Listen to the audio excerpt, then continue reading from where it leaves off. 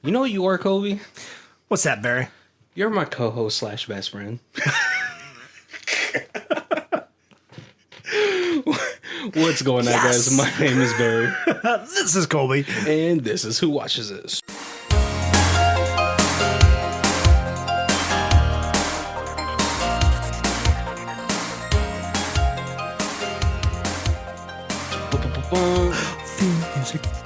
What's going on, guys? Welcome to the second week of this month and of the year.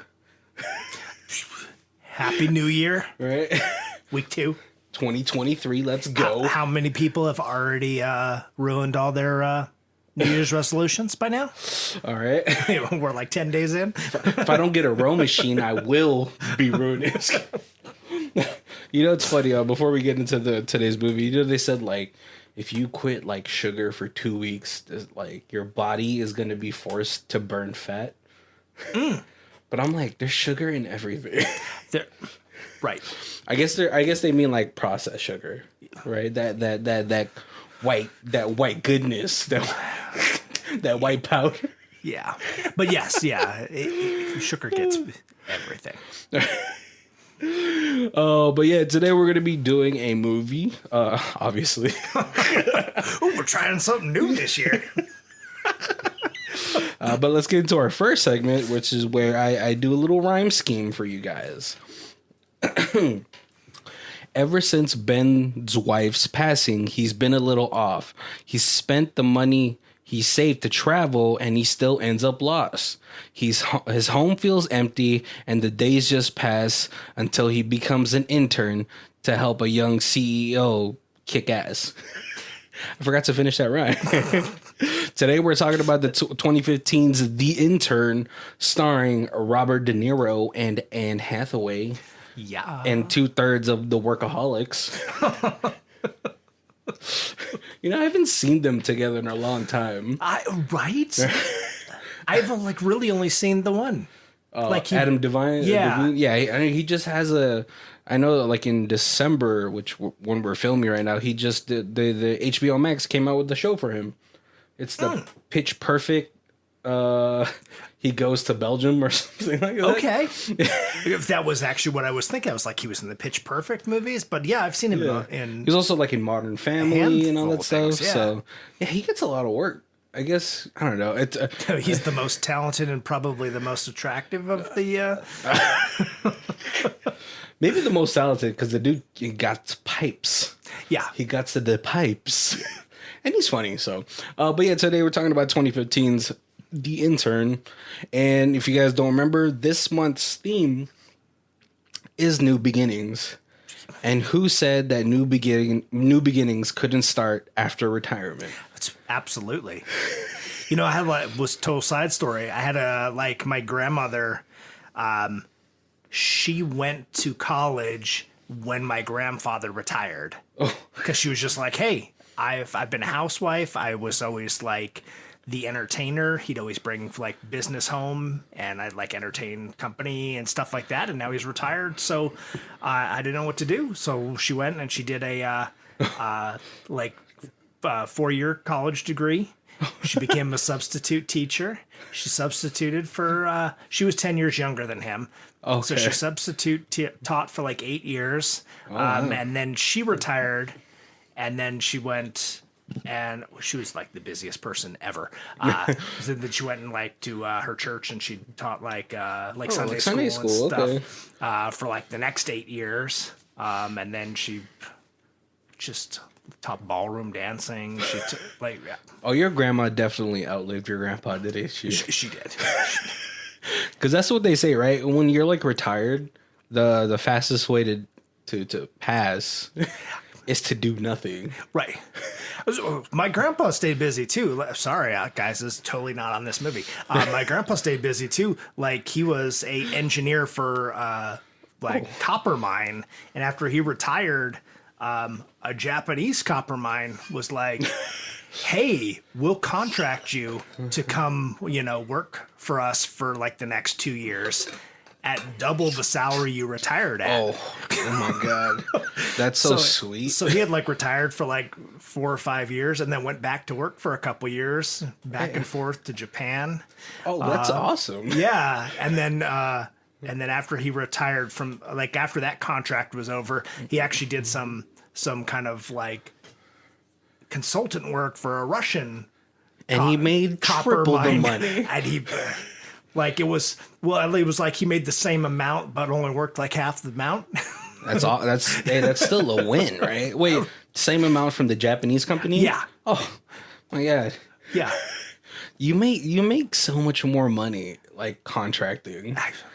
It's a short time, but still, like, geez. But yeah, just like in this movie, right? We start off with Ben Whitaker doing a little self dialogue, but usually this part of the movie is kind of like the end of like another movie, right? Right. But in this one, he explains that he's like, well, I was a businessman for 40 years. And then, my wife passed. So to pass the time, I, used some of the savings that I had to go travel the world. Because, being a businessman in New York for 40 plus years, you don't really probably didn't get a lot of chances to travel on your leisure time. Right. And he's a vice president or something. Yeah, he was a VP of sales and advertising. So yeah, not a lot of time off, I'm sure. I'm surprised he outlived his wife. Way more stressful. And he lives in this beautiful Brooklyn brownstone that, like, he bought it probably in the 70s. Oh. And now it's probably worth like 3-4 million. Yeah. If that's lowballing. Yeah, he bought it at 40,000. It's 4 million now. And oh my God, his house is beautiful. His closet, it's like the closet for James Bond if he was never a spy, right? But as he's going about his life in Brooklyn, he kind of explains, like, I go out, sit at a Starbucks every Tuesday just to feel like I'm sort of a part of something. Right. Yep. And that's kind of like this, like one of the sadder parts about like being widowed and retired. How do you pass the time, right? Right. He does Tai Chi at the park. But still, there's a lot of things that's kind of, it's just filling the time, but he still feels a lot empty. But when one day he comes out of his local grocery store, flirts a little bit with like one of the older ladies that he's probably known for a good chunk of time that's been thirsting after Robert De Niro. Right. Yes. Hard. But then he sees a flyer. Old school flyer that says senior internship program, right? And it's actually an actual senior internship. Everybody had to be 65 or above, and it's kind of a nice little thing for a company to do, Yeah, it's interesting because it was like a few years ago.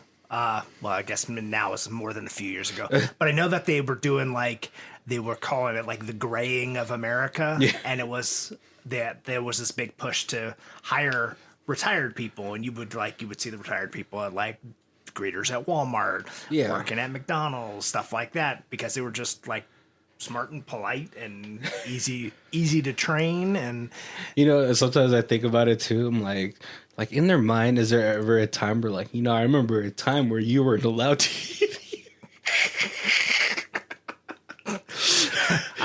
hopefully those ones aren't getting hired. No, but yeah, so Ben he decides to make a video resume, because that's just the new thing. Like, I don't know how many times I've had to do video interviews now versus like, right, that's the new norm. Yeah, that's the new Zoom thing, And so he he tells this beautiful story in his video resume, and so he gets picked for an interview. Yep. And it's at this online clothing store company, online, obviously, and it's called About the Fit, and it's actually ran by who we thought was just a call center girl. It's Anne Hathaway. Yep. She's doing it all. She's living her life, and she's actually been able to take this company off in like 2 years. They've already hit their 5-year goal mark in 2 years or something like that. Right. Yep. But she's so swamped. She's very nitpicky, and it's not like a bad thing. It's just, she started this all from her kitchen. Hey, it's her baby, and she wants it run the way she wants it run. Yeah. And And so, she gets notified by one of her, I want to say, right hand man type of people, Cameron, who is like, hey, we remember that senior internship program that we were talking about? Well, they're here. We hired them, and and she's like, senior? Is it high school seniors or college seniors? And he's like, no, like old people seniors. He's like seniors in life. Yeah. But he does make a great point, because he's like, why would we want to get a senior intern from college who's been spending 4 years playing beer pong versus somebody who has like just a ton of experience, A lifetime of experience, yeah. and just they're just like wells of knowledge if you hire the right one. I don't know about Dolores. but yeah, so called Robert De Niro. He passes all the interviews that he takes. He tells the same story 3 times, Right. but he's just so, he's an old school gentleman. Yep. He's been in business, so he knows how to talk to people. He knows how to disarm them. And, that's a great sales technique, try to find something relatable. And then that sort of disarms people into like maybe trusting you a little bit more. It's a little manipulative. It's very sociopathic, but whatever, all salespeople are. I'm one of them. And so all the interns get grouped up together. We have another older gentleman, just like Robert De Niro. We have Dolores, and then we have Davis, who's actually like he says a normal aged intern. But, that was a funny line too. Yeah, when he's like, hey, they also have like regular age interns, and I got the only spot. No offense. But Robert De Niro is super excited about this. He's in his business suit. He has a beautiful leather attaché. Yep. Which is, I think it's a piece of beauty, right? But we find out that Robert De Niro gets assigned to Jules, who's played by Anne Hathaway. And Anne Hathaway, Cameron's like, you have to do this so you can show the rest of the team, like, oh, if the boss is doing this, right. and then we should respect. It makes it okay. Yeah. And so when Robert De Niro introduces himself to Jules, she's like, I'm glad you see the humor in this. Because Jules is very neurotic. She does say she's not good with old people. Probably that's because of her relationship with her parents. Right, because originally they were like, hey, you want to be with Dolores? And she's like, no, that's exactly the same age as my mom, so I can't work with her.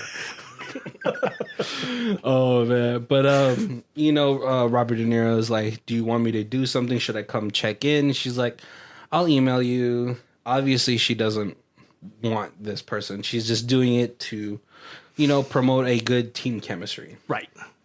But Robert De Niro, he's like, he can't not stay still. He doesn't want to sit there for like 8 hours, right? Because it's here, sit on your computer and just read the newspaper until an email pops up and has a request for you. Right. So he actually starts making his way around the office. Some people are talking to him. They're like, the graphic designers are talking to him, and he's kind of like creating a great chemistry within the office, right? Right. Yeah. One of the guys is asking him like dating advice. Yeah. Adam Devine is asking. You've been through this, so can I ask your advice on? Yeah. The graphic designer guy is like, oh yeah, he's throwing out ideas to him. He's talking to Jules' like personal assistant. Yep. So everybody in the office kind of like really likes Ben.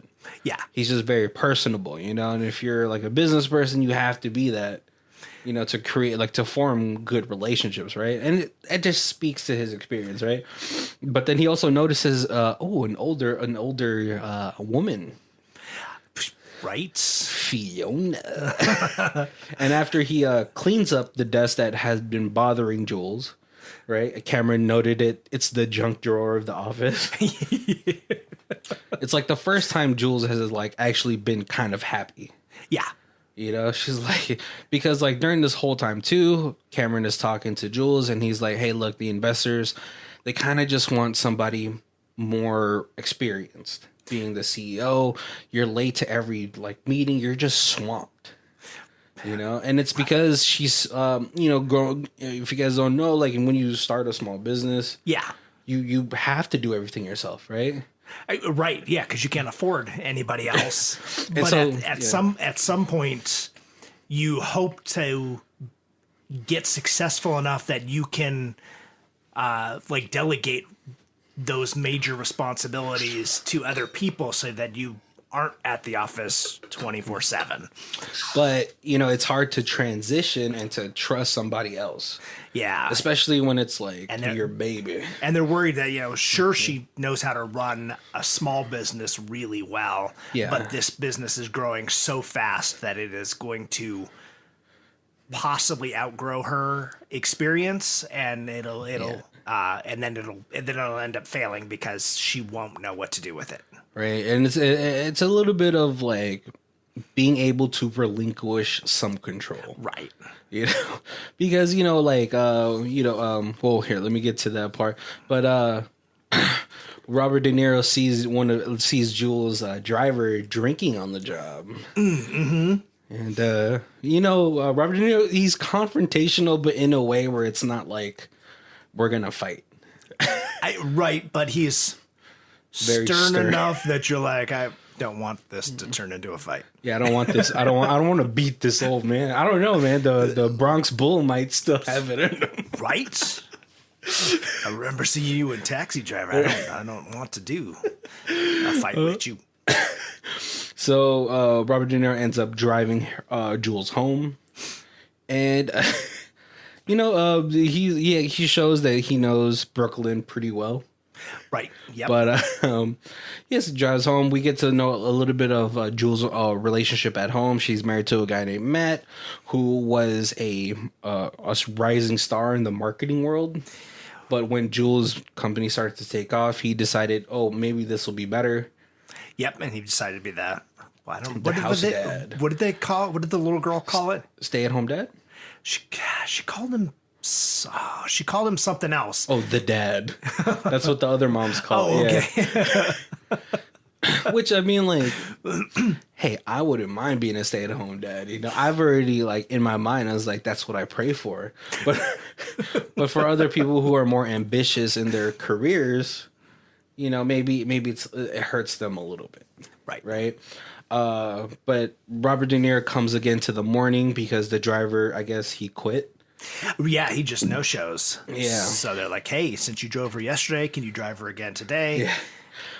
But Matt invites Robert De Niro into the house, and Jules doesn't really like that. Right. Yeah, she's just always so busy that when he gets there as the driver, the husband's like, hey, come on in, have a cup of coffee. She's on the phone. It's going to be like an hour. Yeah, but what's it called? Yeah, so it's a little too close for her comfort. So as they're driving to the warehouse, she asks Cameron, like, hey, can you switch Ben to a different department? He's just too observant. Yeah. And, maybe sometimes you don't want people to know other sides of you. Right. Yeah. Especially like if you're that's a big thing. If you're the boss, you don't really want your subordinates to know your personal life. Yeah. Because then there's that boundary between friend and boss. Yeah. And it's harder to be boss if you're friends. Yeah. But, Robert De Niro, who's been in the business for 40 plus years, he knows, like, mouth shut. Don't say anything. Right. Private versus business. There's a very distinct separation. Yeah. But so they go to the warehouse and she's like trying to give him directions. He's like, don't worry, this will be 12 minutes faster. And 12 minutes on the dot. You can't outdo a guy who's been living in Brooklyn longer than you've been alive. So you can't, right? So sometimes Google Maps just can't beat side streets. Right? But Robert De Niro, he's watching Jules work, and she's showing everybody how to do the job, and it's great. He sees like this young person who is so ambitious, so successful, but also so passionate about her work. And so he sees Jules in a completely like beautiful light, right? Now, after that, they get back to the office, and I just can't remember like where the turning point was for them that like she began to really like him. because this movie's 2 hours long. Right. But there's a point in this movie where, like, Robert De Niro just keeps doing the right things. It just comes with experience, right? Because he drives her home and she falls asleep in the car. Oh, yeah. And she was like, "That's the first time I've ever been relaxed enough in the company car to fall asleep." Oh, yeah. Well, he also does, like, stay late.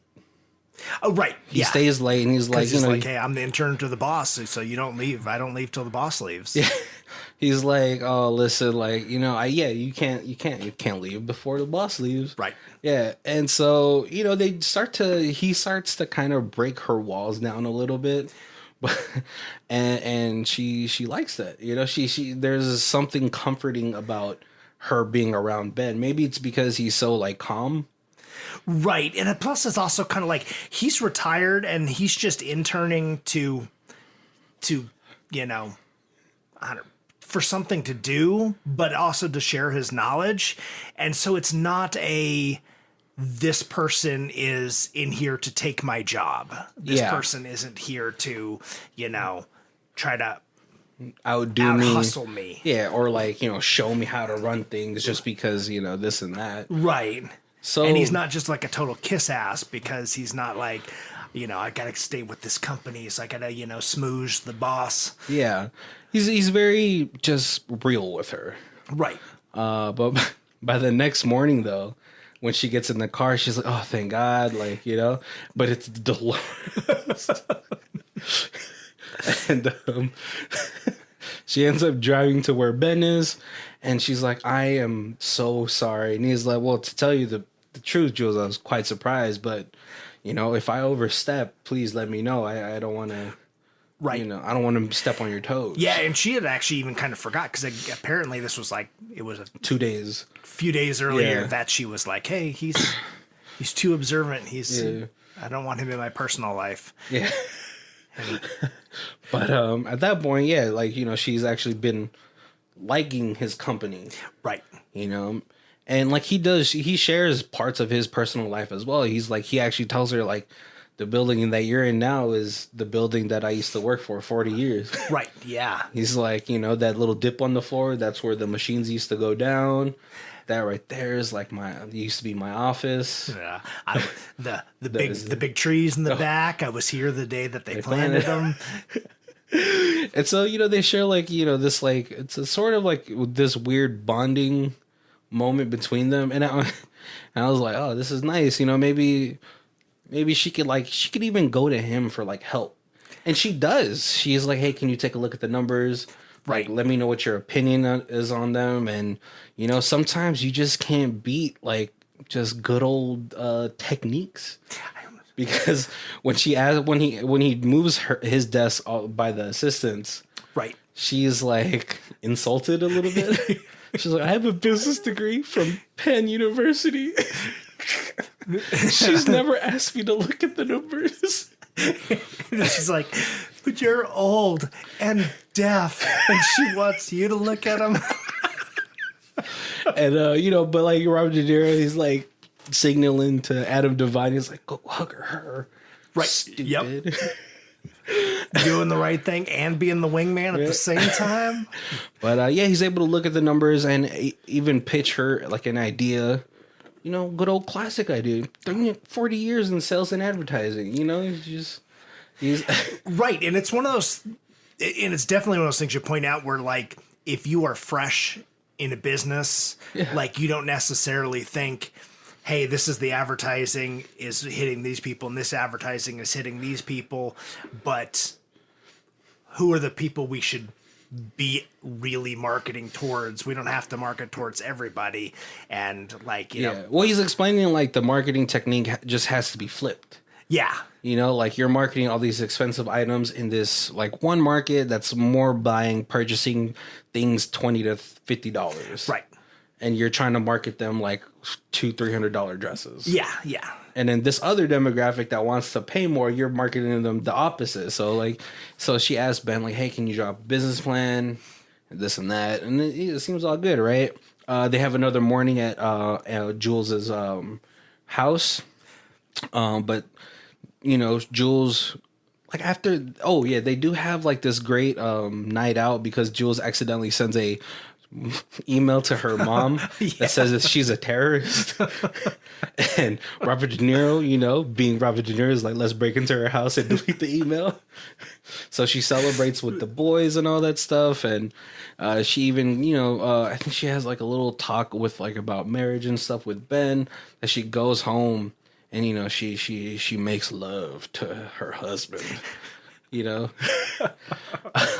But they talk about taking a trip to San Francisco, but Matt can't make it because he has to do all these things with the kids. So Matt suggests like, "Oh, Ben, why don't you go with her?" Right. You guys get along so well. And she's like, "Oh my God, that'd be so great." But before they even go on the trip, Ben volunteers to take her child to a birthday party. Right. And he notices before that when they dropped the daughter off to the school, that the two moms over there were kind of snidey. Yeah. And I think this is where like the relationship starts building, right? Because like Jules is like, it's 2015. Like, are people still mad that women want to work? Right. Yeah, I'm surprised that all you other moms aren't like behind her cheering her on, being like, this is the woman who broke the glass ceiling. Yeah. And that's what he says to these women after he notices how uncomfortable or like how catty they are with her, right? Yeah. But what's it called? Their Jules's daughter is like, "Hey, I'm not like feeling too hot. Can we go home or something?" Right. And, well, he's like, "Hey, let's hit the road," and she's like, "Does that mean leave?" But as they're going home, it's a very entertaining kid who they use exactly the right amount. Not baby Grooting it. Yes, exactly. Right. But when he takes her home, he notices that Matt, who was supposed to take his daughter out, is not sick. He gets in a car with another one of the moms we find out later. Right. And Robert De Niro is just like he doesn't know what to do. He doesn't want to say anything because it's not his place to say something. But it obviously bothers him that he can't be honest with Jules. Right. Also, at this point, too, one of the other intern, the average age intern, actually moves in with Robert De Niro. Right, because his parents are kicking him out, and he keeps bringing like apartment leases to Robert De Niro and be like, "How about this one? Does this look good? I could afford this one." And he's like, "No, that's horrible. You don't want to live there." And it's funny, right? Because like his first night there, he's like, I gotta ask, what is the thing with the handkerchief? And he's like, the handkerchief is not for you. It's for you to lend out to people. Yep. It's the final touches of the gentleman. I forgot what he says. I don't want like saying it like that because there's that incel murderer that used to call himself the gentleman. Mm-hmm. But he's just talking about like the what's it called, like the etiquette of being a gentleman. Right. Which is true. You carry around a handkerchief or a girl who cries, or when Anne Hathaway throws up after the bar. Oh, you can keep that one. But yeah, but what's it called? Robert De Niro ends up still going to San Francisco with Jules, but he's kind of kept quiet about it. And he's like, "Hey, let's have fun a little bit. We're in first class." And, they have like this cute little montage where probably, they're telling each other stories. Right. The first night that they're there, like they're there to meet another CEO, like Frank Townsend or something. Right. Because at this point, she's now interviewed a number of CEOs, and everyone, she's like, this person's like too business. He's not what I dream this company will be. Yeah, this one's too condescending. This one called it a chick site. Yeah, right. Exactly. Yep. And so, like, the first night, like, the alarm goes off. They meet each other downstairs. And then they end up going upstairs and spending a little bit of time together. They're like, "Hey, come in for some tea." And they talk a little bit. And Anne Hathaway drops the bomb that she's like, "Matt's cheating on me." And Robert De Niro's like, "Yo, you knew?" I don't know why I did the face. You got to do the face when you do it, Robert De Niro. And this is probably, I feel like this is probably one of the most realistic depictions of like finding it out. Right. Because every time you see a depiction of like finding out someone's cheating on you, they're like in this rage-filled state. But she's like thinking about this, like I think how a normal person would think, right? Right. Because she also understands why it might have happened. Right. Oh, yeah. And like she even starts to blame herself. She's like, I'm just so busy. And it's, like I don't have time for my, I let Matt give up his promising career. Like he was climbing up the ranks in marketing, and then he gave it all up to be this stay-at-home dad, which is like amazing. But, I never have time for them. I never have time for my kids. And right. like, I'm just so overwhelmed. And, Robert De Niro's like, you don't have to choose. You built this. This is like something you built with your own hands. Right. Maybe, there's like a couple things you could change, but, and like Robert De Niro did confront Don't Matt. feel like you have to give up. Isn't that what he said? Don't feel like you have to give up control of this company to try to save a marriage. Yeah. And like, he's like, don't blame yourself. Yeah. And he's a little more old school about this whole situation, but he's talking to her like an equal, like a man, like how he would have spoken to a man back in the day. Yep. And just don't feel like you have to do these things, to save what might already be broken. Right. You should try to work things out, but do it your way, Not like in a like, yeah, you're the boss, you hold all the cards. Because like Anne Hathaway, her character obviously still very much loves her husband. Right. But she also understands like why the marriage could be falling apart. And so they come back home. She does like Townsend. They had this, great interview together. He's like, I just want to oversee what's going on. But she does say, like, if there's a tiebreaker, he's the tiebreaker. Yeah. Which I was like, I don't know how that works. That's pretty much just saying, like, I win. Like, And so, what's it called? When she gets back home, she talks to Matt, and she's like, this will be good for us. And Matt's like, you and the company or you and me? And she's like, you and me. Like, maybe we can get back to where we were. Right. And, she takes a bath, but Matt kind of knows that she might know that something's wrong. Yeah. And so she comes over to Robert De Niro's house in the morning. She finds out that Davis lives with him.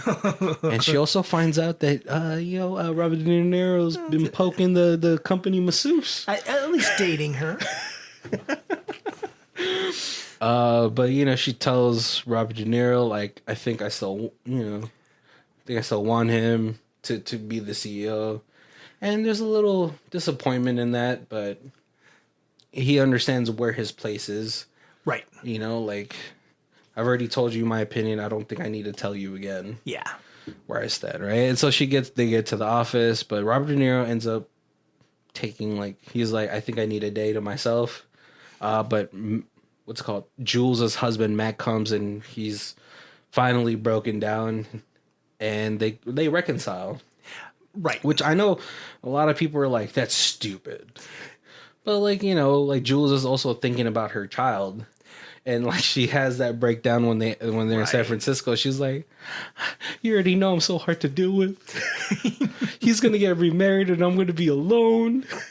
My daughter's going to be with her family. They're going to have a new family, and I'm just going to be buried in the single cemetery. And then Robert De Niro's like, don't worry, I have another plot. You could be buried with me and Mom. She's like, that's so sweet. But, she ends up not getting another CEO. Right. She ends up still, like, because Matt tells her, like, I'll make it work. We'll figure this all out. I'm so sorry. I'm still so in love with you, and those are just like moments of weakness. I lost my way. Right. Like obviously they're still gonna need to go to marriage counseling. Definitely should make some time for some counseling. But she goes to the park because she asks Fiona like where he might be, and he's doing some Tai Chi in the park, which I mean I feel like she probably also needs center herself. Right. And then the movie ends. It's a Nancy Meyers movie, guys. I don't know what you want me to tell you. Let's go to our other segment, high star and a low star. A star. So we got a 10 out of 10. That kind of movie that makes your day. This is my first review on the IMDb website, and I have been a member for more than 9 years now. That's how much I loved this movie. It just gave you the positive thoughts and energy with a lovely comedian scenario.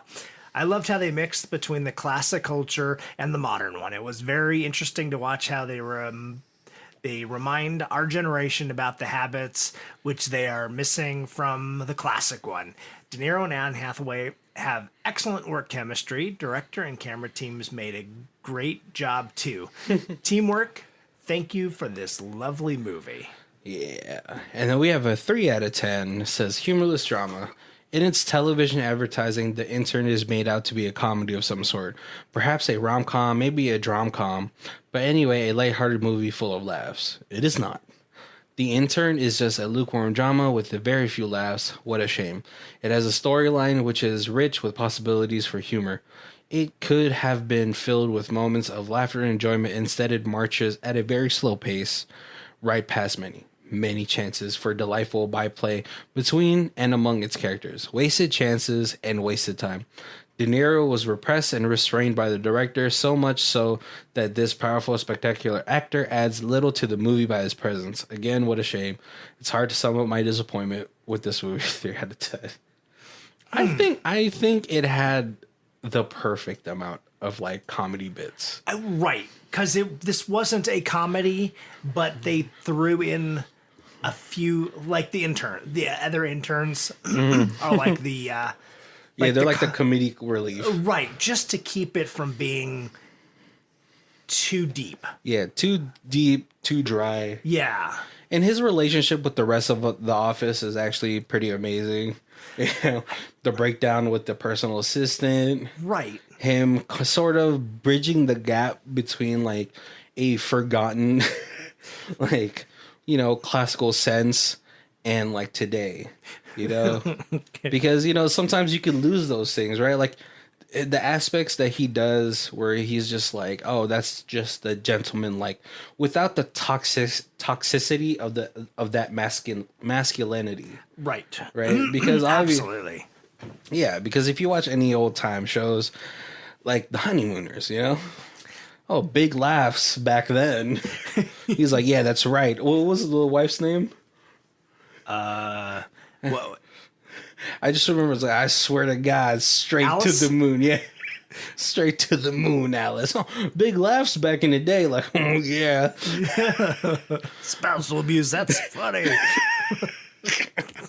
But like, you know, he's carrying on the right things that you need to into today's Right. Yep. thing, right? And it's funny because like during the drinking scene, she's like, you know, Ben is like a man's man, you know, just like one of the good old boys.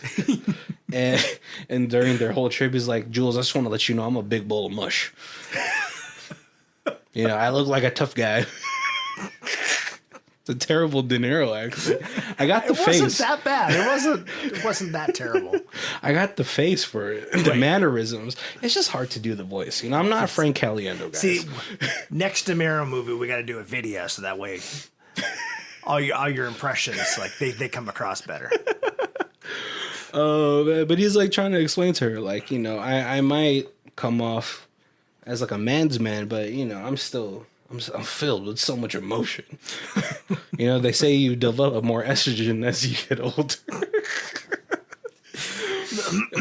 What are some of the parts that you liked in this movie, Colby? I thought it was like there was a lot of really clever parts. I thought the interview process was great because, I mean, like certainly interviewing somebody who's like right out of college, you're asking like totally different questions than somebody who's like a 40-year seasoned veteran. Yes.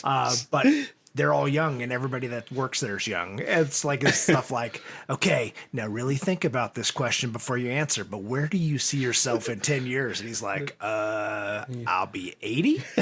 Oh, he's like, oh wait, I'm sorry, that's probably not the right question for you. I know. I think that was the kid too from like Hereditary. Oh, maybe Like the son. Yeah, and then like Jules tells him like, hey, you don't have to wear a suit every day. You it's pretty casual around here, and he's like, oh no, I like a suit. Yeah. When you wear something for so long, it kind of you feel like I hate suits, but I love the way I look in them. Right. But it is like, I mean, like you dress for success. You dress for the part you want to play. Yeah. Yeah. That's never going to change. In his mind, t-shirt and jeans, that's that's casual, wear. like, yeah, doing yard work. Yeah. So you don't wear that to work, or he's going to feel like... I don't know like how I feel, but like it's obviously it's changing now, especially with like more of the bigger careers gearing towards like IT. Right. I don't know if you've ever seen IT people, but they're always like in jeans and a hoodie. Unibombers. Yeah. I've delivered enough food to like these tech places where they always look like that, but there's something about being in slacks and a dress shirt, right, and a tie that makes you feel like, oh, I should be doing something more. It is the modern day armor of success. It's so funny because there's the part where like the one guy's gonna deliver something to Jay-Z's house. Oh yeah. And he's like, oh, I'm so excited. And Robert De Niro's like, hey, you're excited to go see him and you're going to go in like a beat up old hoodie and jeans? Pull something off the rack. This is a clothing place. Pull something off the rack. And the best part of that part though is that he starts to learn the clothing. Right. He's like, why don't you put on one of those boyfriend t-shirts? Yep. And man, I can't tell you though, when he puts on like better clothes, he cleans up really well. And he says, he's like, oh, I feel like I'm wearing a woman's blouse. And all the other interns are like, no, it's a huge improvement. You look great. Yeah.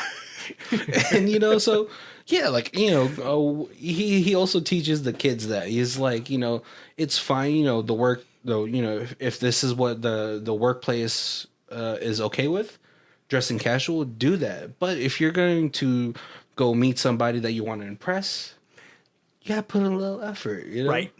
Oh yeah, and by the time the movie's over, the kid that had moved in with him is wearing a tie. Yeah.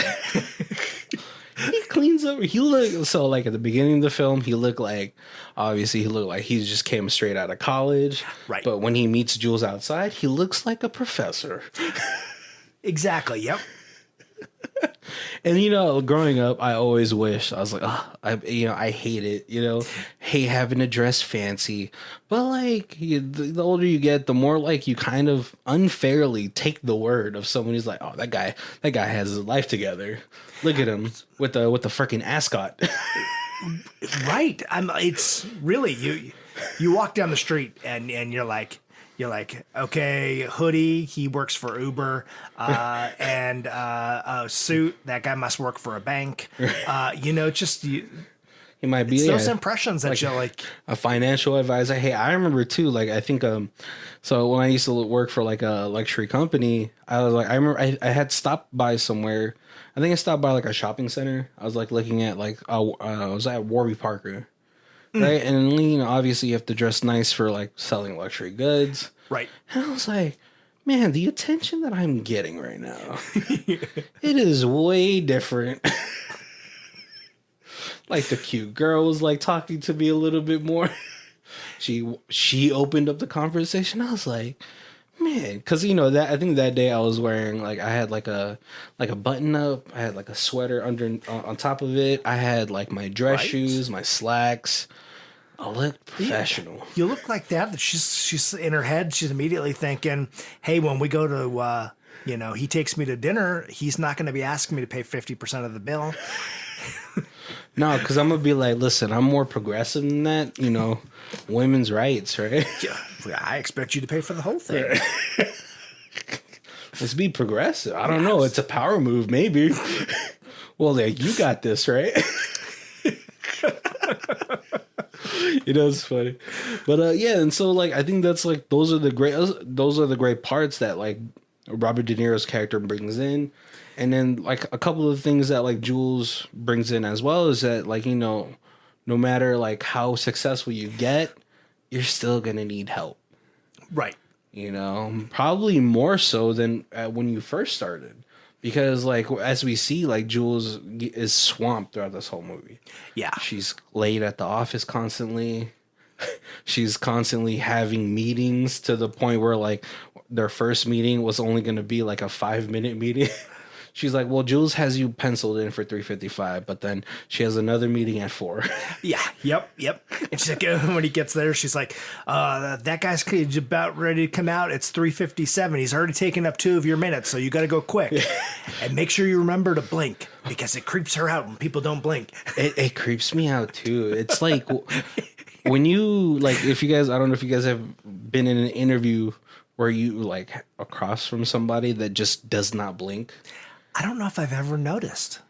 It's like, even if they're like the nicest person too, it's like weirdly intense. Like, why are you not blinking? You are a lizard. Right.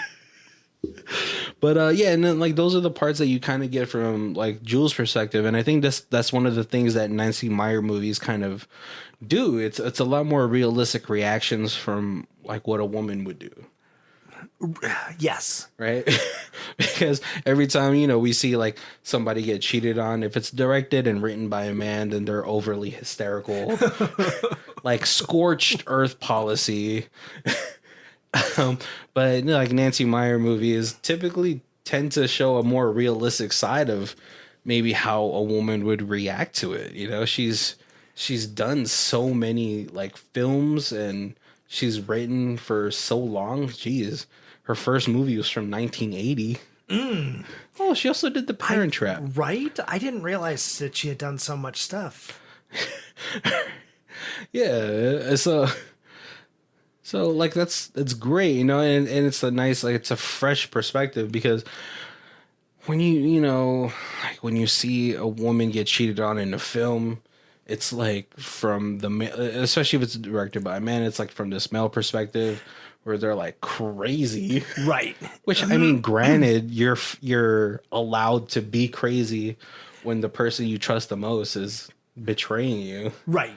Yeah, and then it becomes revenge or becomes something, and it's not that I'm in shock and I don't know what to do because I still love him and she's thinking about her kids. I feel like I've taken his male power away, and so is it my fault? Do I deserve this? Yeah, you start blaming yourself, which, I mean, like, to be fair, like, if it was the other way around, like, maybe that's how a man would also feel. Like, what did I do to make her cheat? Right. We have, like, this marriage. We've been together for this long. We have a child together. Like, what was I lacking? Right, but it's almost the opposite, because then the man's like, I work my ass off. I bring home the money. I put food on the table. How dare she cheat on me? Right. And those are like very two different perspectives, right? Because right. like, I think every time I've gotten broken up with, and I've gotten broken up with a lot, I'm always like, damn, what did I do wrong? I thought everything was okay and all that stuff. And so like, it's nice to get a fresh take on reactions. Right. Right. And like, it's a beautiful, like, it's a nice moment too when she's like, well, how was your marriage? How long were you guys together for? And he's like, 42 years. Like, right. She brought the best out in me. Obviously there's hard and tough times, but we pulled through it together. And Jules is just like, I don't know how to balance. Maybe like, and also like some people don't know how to deal with a certain level of success. Right. They start like getting like what is called imposter syndrome. Mm-hmm. And so like you don't know where you're at. Like, what did you take away from her character? I thought it was really well done, like, because it was somebody who was, wanted to be successful. They had this whole open floor plan, like Facebook, Zappos kind of like. Yeah, like everybody's equal. Right. Nobody's got a closed office. Yeah, no one's above another level. Right. Yeah, but it was like, and then being that I'd owned a business before, it was like she kind of expects everybody to care about it as much as she does. Yeah. And that's why she's having trouble relinquishing control and having trouble finding a CEO. Right. And then basically at the end decides that she doesn't need one because, if I can, I've started it from here, I can take it to the top. She makes a joke about Zuckerberg. Yeah. He was like a teenager. Right. I think it was like out of college or something, but still like, he could do it. Right. I can do it too. Yeah. Like I'm a empowered woman. Absolutely. Right? Yeah. But, there was a lot that I could relate to being that I had owned a business. Yeah. There was a lot of things in it that I was like, man, I got to get my dad to watch this movie because I think there's so much of the De Niro part that he'll relate to. Yeah, and it's it's hard because like you also got to realize too is like it's your company, so no one's gonna ever care about it as much as you. Right. No one's going to have the same philosophy that you started the company with, right?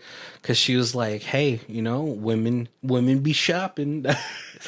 She was like a wine glass or two, and they be shopping. But like she obviously cares about all of her customers, because like at the beginning of the film when she's taking the call, she's like, oh, I'm so sorry about that. You know what? Like keep those dresses. We'll send you the perfect dresses that you ordered. I will personally make sure that I watch these dresses go out, and I'll guarantee that they get there. Yeah, that's some good ass customer service. That's what I tell you. Right, and at that point, you don't know that she's the CEO. The owner of the company, and you're like, what the hell kind of? Who okayed that decision?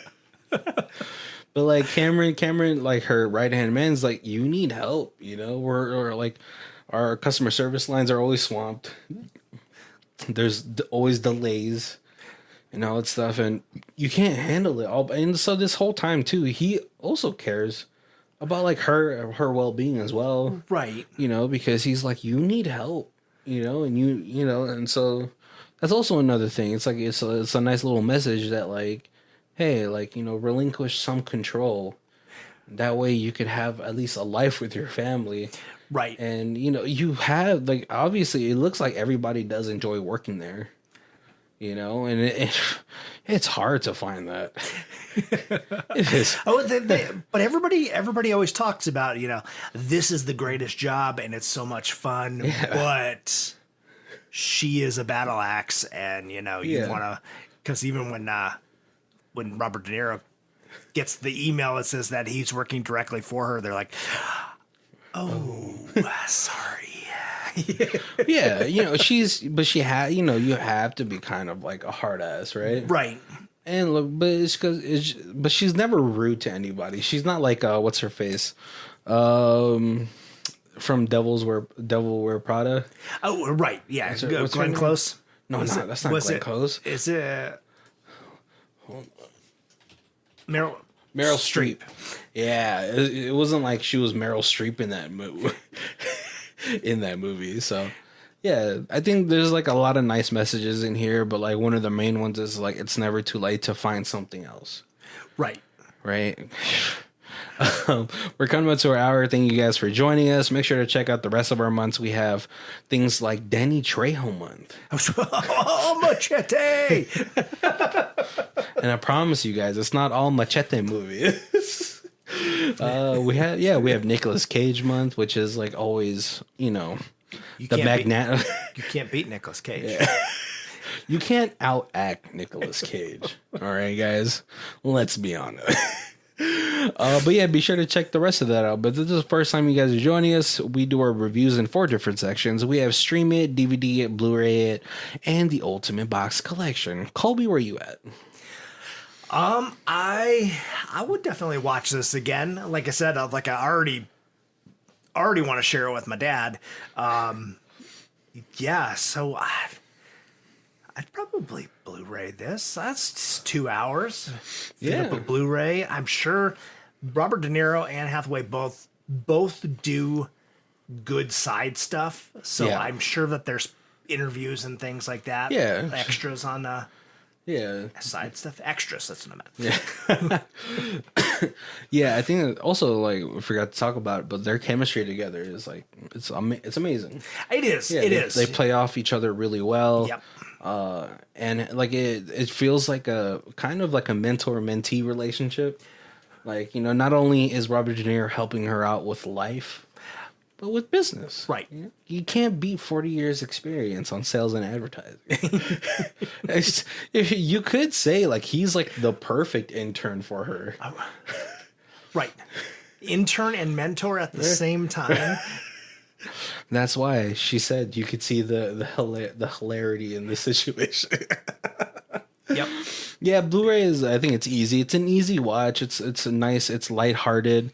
There wasn't any like unnecessary drama where like Robert De Niro steps out of line and she's like, you're fired. Right.